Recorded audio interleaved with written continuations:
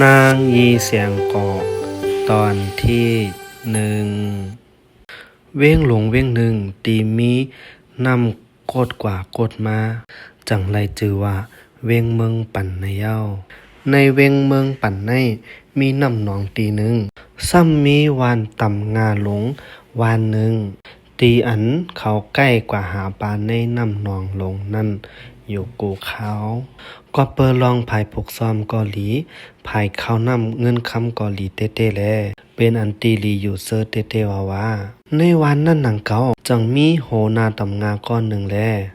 ปลายมีปลาทังเมสองก้อมันใจมีเมลงแลเมหน่อยไหนอีกป้ามีตั้งโลอ่อนสองก้อเจอนางยีเสียงก่อและนางอีในเย้าในกูวันเมหลงแลมันใจอ่อนลูกน้องตะเปกว่าหาปากกูมือกูวันอำถาดอำไว้เสปอกอีกป้านไหลเกี่ยวมนเสื้อจอมในสภาวะกันเป็นตำงาหาปูหาปากกูวันเต้ๆอยู่เย้าเพ็กสำวาไหลมานำตานหือก็ซ้ำมีเมหน่อยมันใจดีเกี่ยวกินอันลิบอันอ่ำซกแลมันก็จังลักกินปลาลิบกูวันเย้าก็เปิมันถางว่าอ่ำมีไผฮู้ไหนมันจองกะเฮ็ดไหนมาติ๊กๆเผอวันหนึ่งมาโหนาตำงา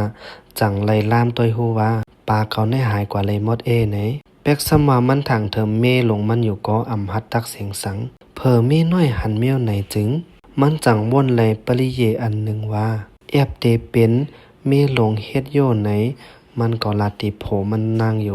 ก้อยกาโผมันนางก็เตยุมครึ่งหนึ่งและอ่ำยุมครึ่งหนึ่งเสลาดว่าอย่าเปมาลาดเมียวไหนให้เฮือนเฮาแตกแยกกันไหนมันนางก็จังอยู่เย็นเสว่นตัวอยู่เย้านางยีเสียงก่อตอนที่หนึ่งสุดยาวคาสืบไปตัวแทงตอนที่